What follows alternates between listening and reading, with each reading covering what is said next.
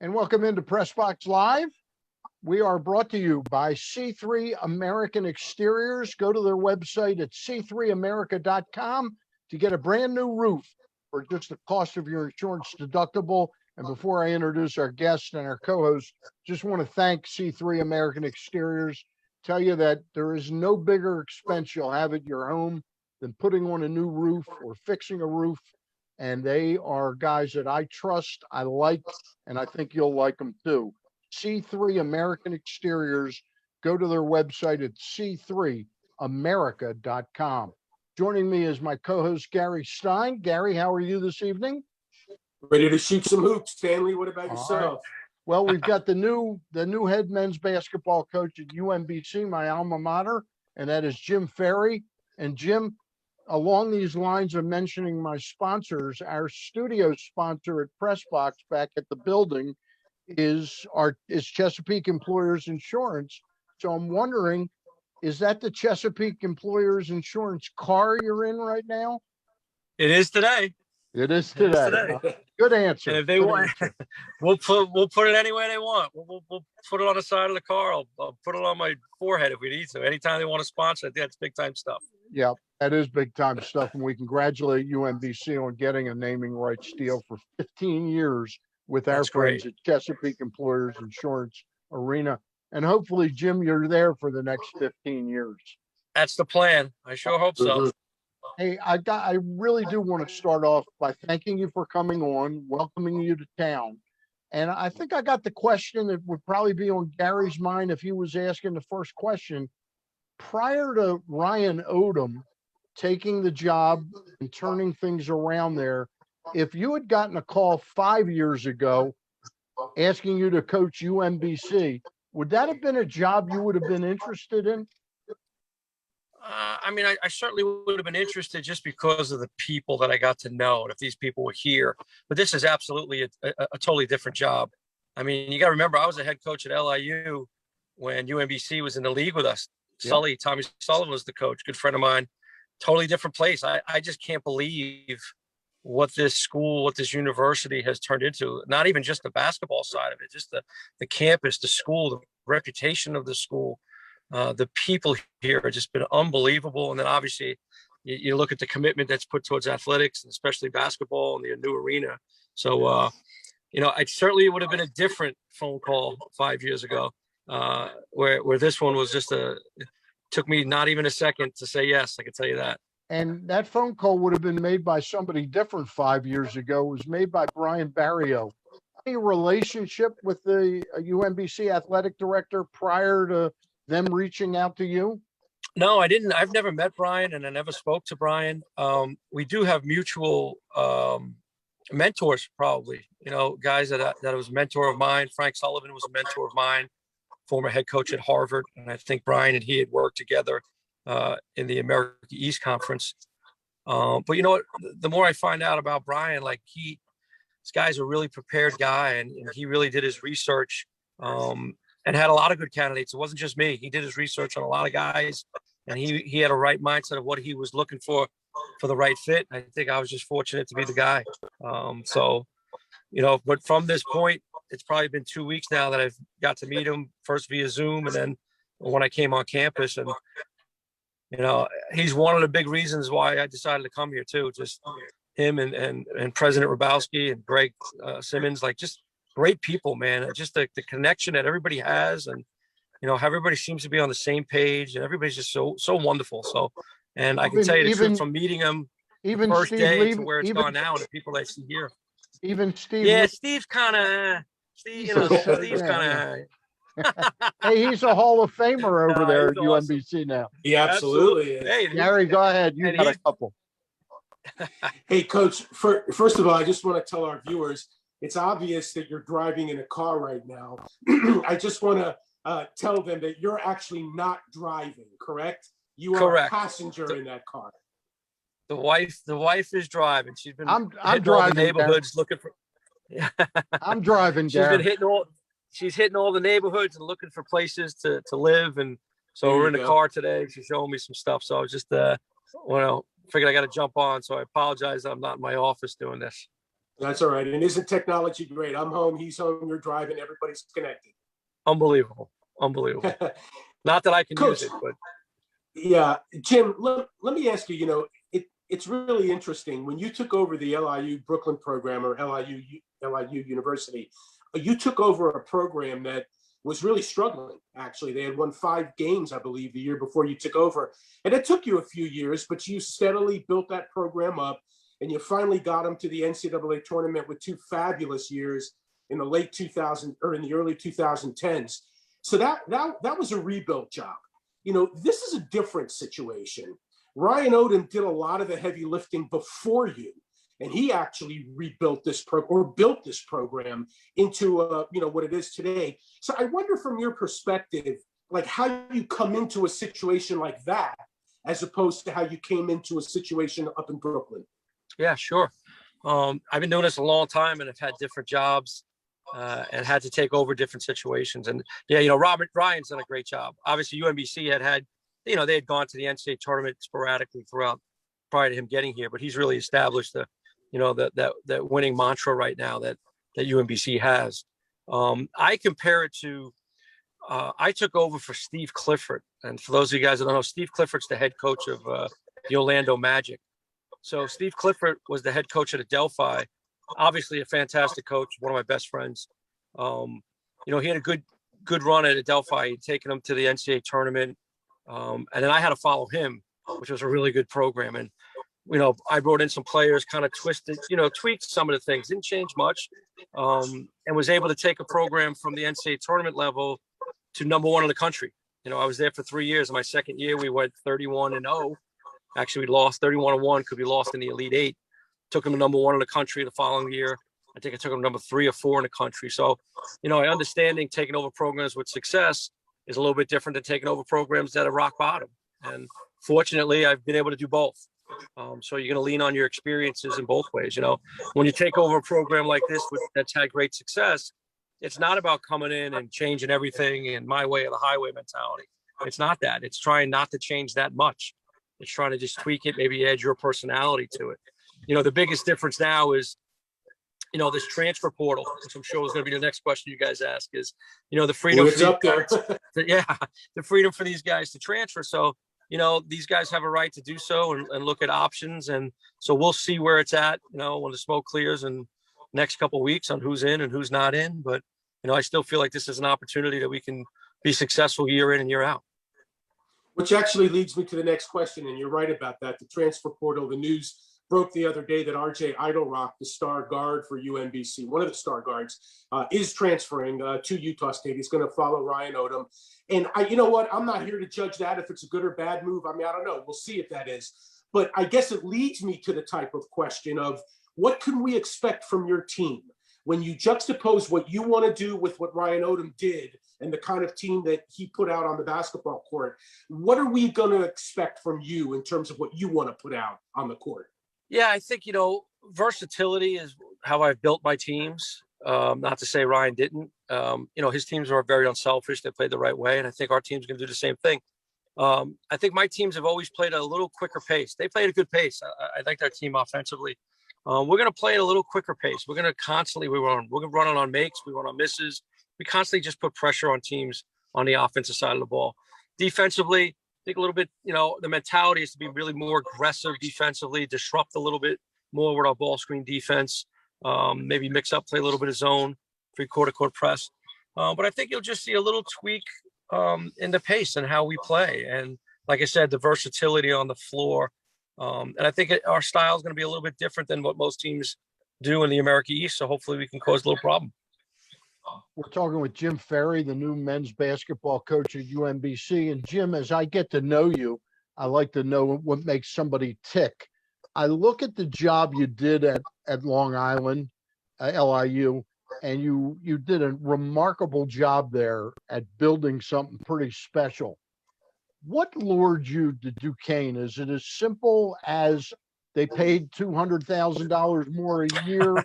Or, I mean, in other words, when you look back on that, what did you learn from that experience? Because clearly that didn't go the way you probably thought it would. Yeah. And you know what? I'm a guy that's not really quick to move and make change, believe it or not. So everywhere I went, when we won championships, I came back. Yep. And I had opportunities to leave, but I didn't. I came back. So even at a Delphi, you know, we went to the Sweet 16, then we went to back Elite Eights. But I had opportunities to leave at Delphi after my second year, and I didn't. I came back because I wanted to build something that you could sustain success. You know, at LIU, it was going to take a while. And I said it, we were going to build it brick by brick. We had to change everything. We had to change the culture. We had to change everything. And a job like that was not going to happen overnight. And we just did it. We did it with the right people, the right staff, and the right commitment from the university. You know, Gail Stevens Haynes is, you know, one of my dearest mentors. She was the provost at the university, and she allowed me to do it the right way and take the right time and not rush it. And we did it. And, you know, we won that first championship, and I turned down a couple of jobs. I didn't, you know, I came back to LIU, and we won it again. And then it was at a point where I was there for 10 years and didn't really want to leave, but kind of felt like, okay, I was still younger. I didn't have as much gray hair as I have now. And I was looking at, like, you know, how much more can we do at LIU? We won twice in a row. And then, you know, an Atlantic 10 school came after me aggressively, and it was a multi-bid league. And I looked at it like, okay, multi-bid league. When I got to the Atlantic 10 at Duquesne, it was, you know, probably the best it had ever been. You know, you had St. Joe's, you had Temple, we had Butler. People forget that Butler was in the league. VCU, right. George Mason, obviously Dayton, St. Louis. That was a big time league. We got, I want to say my first or second year there, we got 5 teams in the NCAA tournament. Duquesne was a total rebuild as well. It was, we had some academic issues, some APR issues we had to deal with. They wanted to change the whole image. So I went in there with the mindset, same mentality, and the AD and president understood that it was going to take a couple of years to do it the right way, very similar to the plan at LIU. And then I want to say year 4, we got to the postseason. We had won 17 games, which was, I think, like the 7th time in 50 years. Then a new president, new AD came in. And obviously in this business, they guys wanted to move a little quicker and get their own people in there, and totally understand that and respect that. So I think we were on our way. We had great recruiting class. We had great players. We were building it exactly the same way. So I think we were right on target. We were right plan. You know, the plan was working, but then, you know, when his administration changed, you understand that side of it as well. So I think, you know, that's kind of the story about how it happened at Duquesne. And then very fortunate to end up in the Big Ten, you know, coaching at Penn State and help Penn State achieve things that they never did. You know, for us to be number 9 in the country is unheard of at Penn State basketball. And I had opportunity to be on a great staff and run the offense, and we had great success with it. And now I'm here. So I don't regret any step I've ever taken in my career. It's all worked out great because I am at the best job I've ever had. And I really mean that. I'm really, really excited about it. That it's a place that's built to win with great people. So tell me about the timing of when you're coming on. I guess it's a little later than you would have liked, but what is recruiting like right now? Because all we hear is, hey, I'm looking at the transfer portal. You know, you don't have time to get your feet and boots on the ground, so to speak, although I'm sure you're connected at a lot of different levels. So what's recruiting like right now? Well, you know what, this year it's been really different. For the first time ever, you know, there's basically, we'll call it like an open free agency, that kids are allowed to transfer and not sit out, and the opportunity to go into portal. And, you know, I respect that. Do I think it's the right thing for our game? I don't even think it's the right thing for the kids in certain aspects, but they do have the right to do it. So I'm going to support them. And I do. I've supported, you know, Brandon, I've supported RJ. I supported all the guys that are wanting to transfer portal here. And I told them, show up for workouts every day too. Like, you know, like, I'm not trying to hurt you because you're going into portal. But I think what it's presenting everybody is an opportunity to stay old. I feel bad for some of the high school kids right now because there's going to be a lot of good high school kids out there that might not get scholarships this year, but it's allowing all teams to stay old. And at a level like the America East, you know, the mid-major level, when you can get old and stay old, that's when you can be pretty good. So I think for us, as we evaluate our program and our needs, we have to look at the portal first, just to do our due diligence and to help ourselves stay older and more experienced. But with that said, we're also going to continue to look at the high school kids that are the right fit, you know, for UMBC and our community, because I want to be able to establish a program that, again, has continued success. Gary? Jim, I want to talk about the America East Conference in a minute, but I want to take you back a couple of years first. Put on your coach's hat for a minute. That night that UMBC became the first and only, at least to this point, number 16 seed to beat a number one in the NCAA tournament. And it wasn't only just a number one, Jim, it was the best defensive team in the country that had that pack line defense where they kind of create that bubble around the lane and dare you to shoot it. And my God, it was just so difficult. UVA was allowing just 50 points a game, and UMBC sliced them up.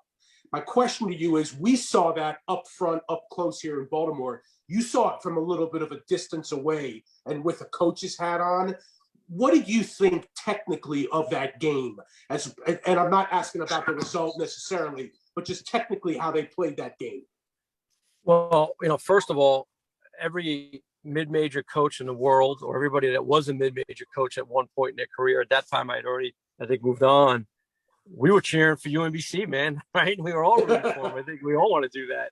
I went to the NCAA tournament twice. My first year, we were a 15 seed and played North Carolina and battled. We had a battle. I think it was like 90-something, 80-something. It was a great game, and we were close. And then the second year, we were a 16 seed playing Michigan State. And, you challenge your kids with it. And we all went in thinking we could be the team. We were down 5 at half at Michigan State. And like I said the other day, Draymond Green decided to change the outcome of that game. But you think you had a chance, and you got to stick around. And then to see UMBC do it, it was great. And you saw it coming. Like it wasn't one of those games where it was just like, UMBC got lucky. They made a basket. UMBC was the better team that night. The little kid Morrow, if I pronounced the name right, he was phenomenal. Like, he set the whole tone for that basketball game. And UMBC got the game played at their pace and tempo, where they weren't having to grind it into half court. They were making shots all over the place. And like I said, man, they controlled the game. They were the tone setter. The game was played at their pace. They had the basketball was moving, shots were going in, and they had total control of that basketball game. And it just, at the end, it ended up being like 20 points, if I'm correct, right? Yep. I mean, it was 74-54. Yeah, Yep. I mean, it was fantastic. And, they were able to defend Virginia, and Virginia struggled a little bit offensively. And then you could see the pressure coming on, the Virginia kids, the players, like, oh my God. And Tony trying to keep his poise to the whole thing. But it was a great thing for all of us guys that are, listen, man, I'm a Division II guy, right? I played at Division II. So to see the David beat the Goliath, man, that stuff's awesome. Jim, let's talk a little bit about the America East, your competition. You've coached at all different levels in college basketball, as you mentioned, D2 with Adelphi, Northeast Conference, Big Ten, Atlantic 10, now in the America East.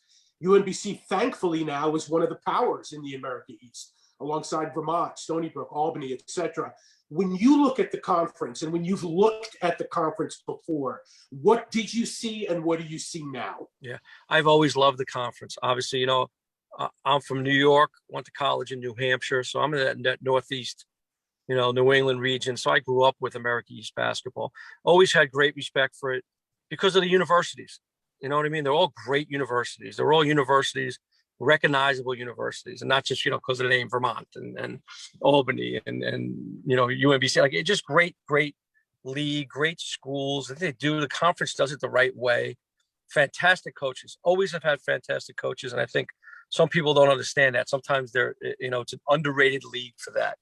And then you get to coach really good players and really good kids. You know what I mean? And then what I like is each coach has a little different style of how they want to play. Vermont, right now, those guys are the heavy hitters, right? Those are the guys that everybody's like, it's all about Vermont. Hey, I remember when Tommy Brennan was a coach and they couldn't win 5 games and Vermont was at the bottom of the league. And when BU was in the league back in the day, but you got Billy Harrion coaching, Hartford won it this year. It's just a great league. And I think it's a balanced league. Steve Peichel is one of my closest friends, and to see what he did at Stony Brook was fantastic, being a Long Island guy. So I think it's just a great league for, the kids, the coaches, the universities. There's great pride, and I'm really excited to be a part of it. Hey, I wanted to pick up, you're talking about the America East, but I want to talk even more locally, the coaches in Baltimore. Do you know Pat Scarry? Do you know any of the other coaches that coach in Baltimore at Morgan or Coppin? Yeah. So Pat Scarry, I recruited and coached Pat's brother. Right. Okay. So that's a long time Pat ago. actually told me that. To Bentley College. So Pat and I go back, God, we're about 30 years now. We used to play. I used to have open gyms at Bentley as an assistant. I'd open the gym up, and Pat and his guys would come down and play. And Pat and I go back way back. Was Pat as great a basketball player as he says he was? Pat was a hockey player. That's what we used to say. You're a hockey player. I'll tell you what. Pat's got an ugly shot. He'll allow me to say it, but Pat was a really good basketball player. Yeah. Do you, by the way, are you okay time-wise right now? Because we know, I'm good. We know you're in the middle of things. Okay. No, I'm good. No, so Pat was a great point guard, man. Played at Tufts. Really, really fantastic point guard. And we go way back. Actually, he reached out the other day. We're going to try to grab dinner and kind of show me around some neighborhoods and stuff too. Okay. Obviously, I know Turge very well. I'm trying to think who else are we talking about now. Navy's coach, Eddie the cellist and I. Yeah. Eddie's a really, really good friend. Eddie's a Penn State grad and former coach at Penn State. And Emmett Davis and I have known each other for 30 years. He's assistant, and obviously Emmett's son's on our team. So, really good people around here, and excited just to be a part of it. Do you look forward to that kind of getting to know those coaches in the local community and sort of trying to work at playing them and scheduling them? I know sometimes that can be a little out of your bailiwick. Yeah, and sometimes it doesn't always work, but I think it's great for the community as we can all kind of get together. And, we try to do it in New York. When I was in New York, we had some rivalry games with, St. Francis of Brooklyn and LIU. We used to be the Battle of Brooklyn. We played that every year. I play St. John's every year. Even at Duquesne, the city game was a big deal, man. Duquesne versus Pitt. And my last year, actually, we beat them. We beat Pitt, which hadn't been done in a long time. So it's I think it brings excitement. It gets everybody involved, and everybody puts on their school jersey and who's got bragging rights. So I'd love to be a part of it, and obviously, try to do our part to be a part of it. I've got one more for you, and then Gary's got a couple, and then we'll let you go. We really appreciate your time, Jim Ferry, the new head men's basketball coach at UMBC. You used a phrase I've never heard anybody use before, staying old. I'm wondering what you make of the college game today, big picture. And I know it's all great to let the players have the freedom to do what they want, but the game itself, I look at a Mike Krzyzewski team that, and I'm not pulling out the violin for Mike, but I got to live in Durham for 3 or 4 years and covered him up close. Very special coach. He doesn't have a team that's ever got any experience, running a team, So I think the totality of that level of basketball has been diminished by all the ones and dones. Your thoughts on that? Yeah, I think, we're coming to the tail end of that now, right? That was a big thing. John started it.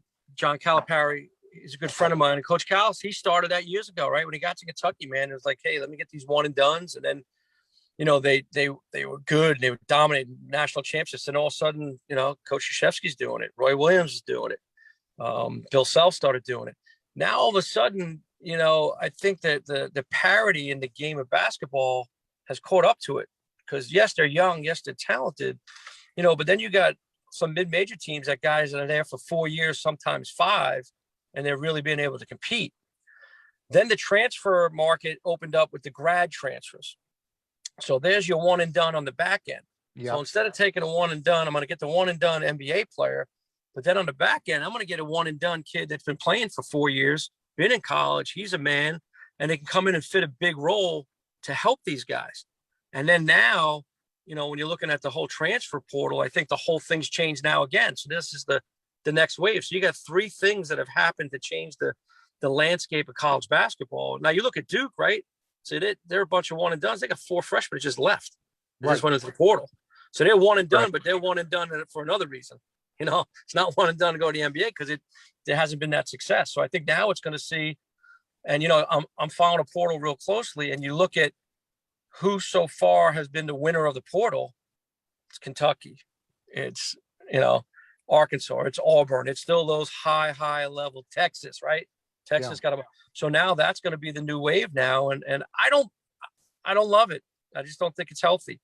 Yeah. I'm afraid of tampering going on. I still think college athletics is supposed to be about development of the whole player and person. And I think now, you might try to hold a kid accountable and they might just leave because they don't like it instead of trying to deal with, I think we all grow by trying to deal with things and getting better by it. So we're going to see. We're going to see. Gary, I lied. I got one more quick question for Coach. Coach, you've coached against Mark Turgeon now in the Big Ten, and I'm sure you've probably known Mark a long time. Always a lot of interest in University of Maryland at College Park men's basketball, but a lot of discussion about whether he's done the job there. Your assessment of Mark Turgeon as a basketball coach? Mark's a fantastic coach, and they're lucky to have him. I'll tell you that. He's probably a better person too. He does things the right way. Listen, I just coached in that league for 4 years as a head coach. That league is brutal. And if you go back and you look at the success that Mark has had there, I mean, if I'm correct, they were Big Ten champs last year, not this past season, the year before. Right, the year before. He's done a fantastic job. And I know, listen, they want to win a national championship, and Gary Williams did it. But I'll tell you what, man, Mark's a fantastic representation of fantastic representation of that school. He's a great coach. He got good players. I think he's tremendous. So, look forward to talking about. We're going to try to beat him every time we play him. I know that. Play him, I'll look forward to talking more about that with you. Gary, go ahead. You got the last two, Gary.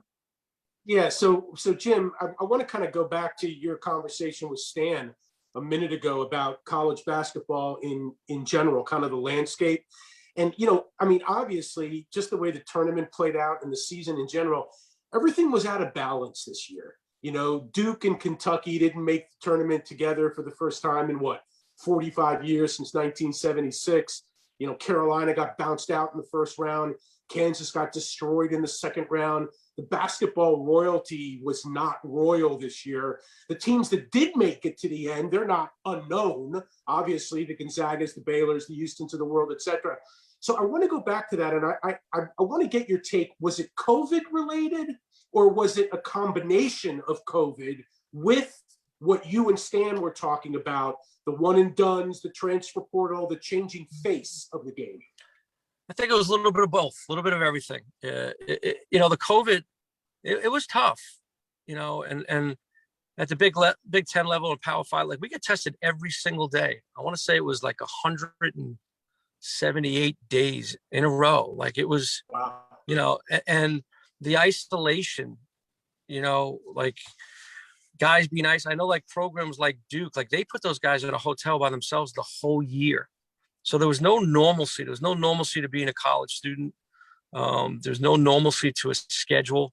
The shutdowns certainly affected people. We shut down close to 14 days, man. It was really hard to recover from. We were very fortunate that we were able to play, and, we loved the game, so we got around to play it. But I think that played a lot into it. It's just a very, very abnormal year. But then at the same time, the stoppages the guys had, the not normal preseason that teams had. But then again, I also think the parity in the game of basketball has changed too. So I think it was just a combination of everything. But, in the end, you still had Gonzaga, who was number one, Baylor was number one. Yeah. UCLA, you could talk about UCLA being down. They haven't been down. They just haven't gotten to the Final Four, and Mick does a great job. So, you still had those teams there. The Power 5 high major programs are all there.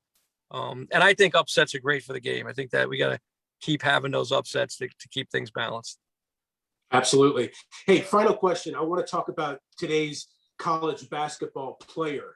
You've been around for a while. You've been coaching now. You've been head coach for coming up on 20 years, if not more.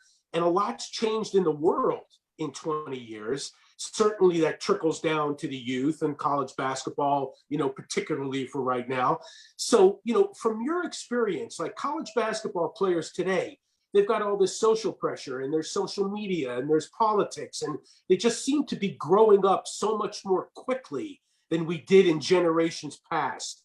Yet you're still responsible for these kids, right? They're not getting any older. You're still coaching the same age kids 20 years later that you coached 20 years earlier, but a lot has changed.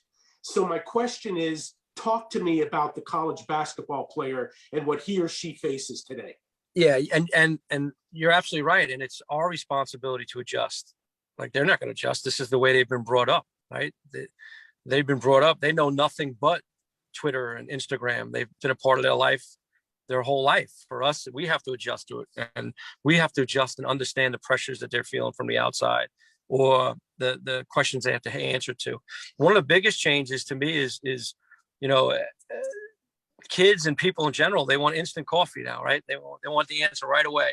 Everything's at their fingertips. They got a question that's answered by Google. It's, you got all that stuff right at your fingertips. And I think, in the past, it was more of the process, and everybody came in and they understood that it was going to take time to get better and better and better.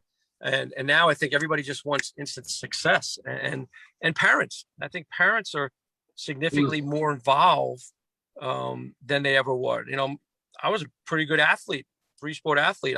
My father might have saw me play, 4 or 5 times, because he was still doing his thing, and we didn't have the videos. Now you got parents at the game filming the video and showing them stuff and all that stuff. So I think it's all just a part of it. And we all just got to, figure it out and adapt to it.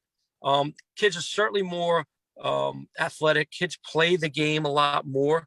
They work out less. Right. Like when we went to camps, it was a camp. You learned how to play the game.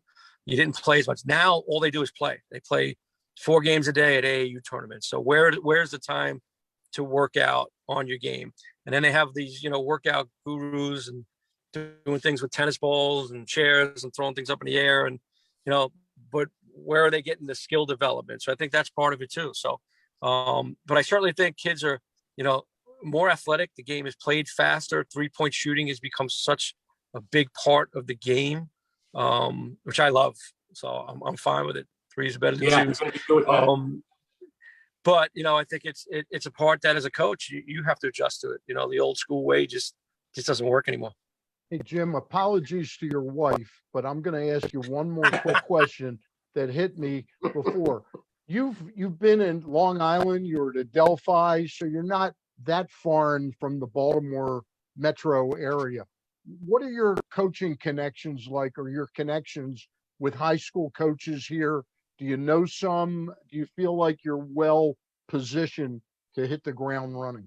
Yeah, I've been doing it so long and have relationships up and down the East Coast. And, you look back, you guys might remember some of these names, but we won some championships with Jamal Olasaware and CJ Gardner from, Springbrook, Maryland.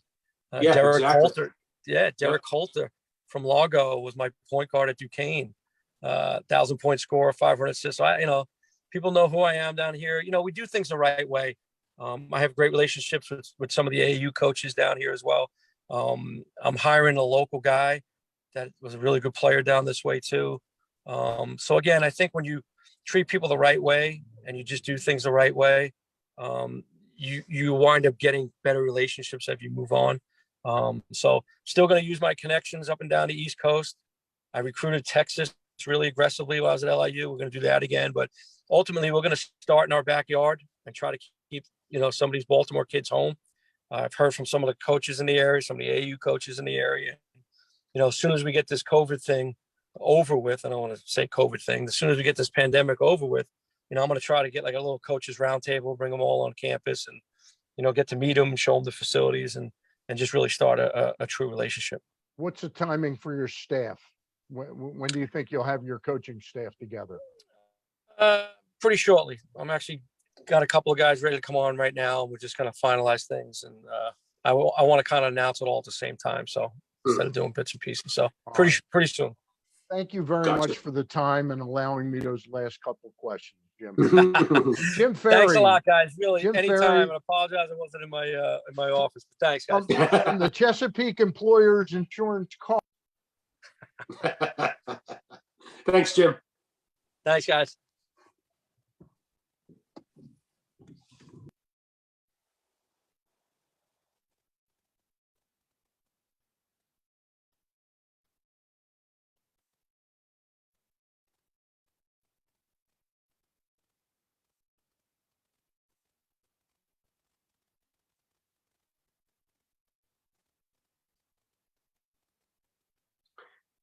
Stan, I'm not. I can't. I don't think I can hear you.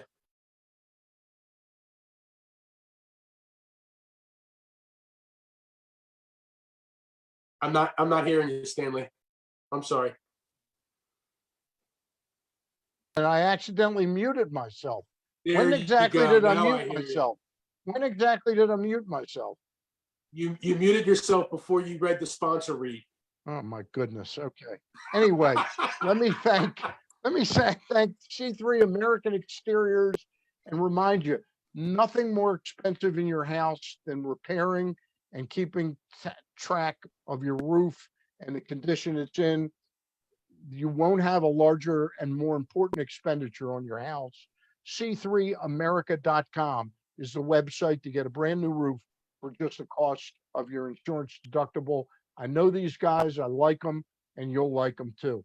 Gary, I don't know what we got next Wednesday, but the Wednesday after that, we're going to have Miss DaCosta on.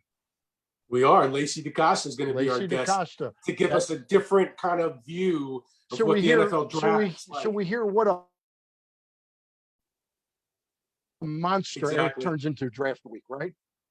Exactly. Exactly. I should have muted. You muted yourself. All right. Hey, thank you for doing this again, Gary. And we'll talk to you next Yep, week, you got it. everybody. Thanks for tuning in. Thank you. Bye.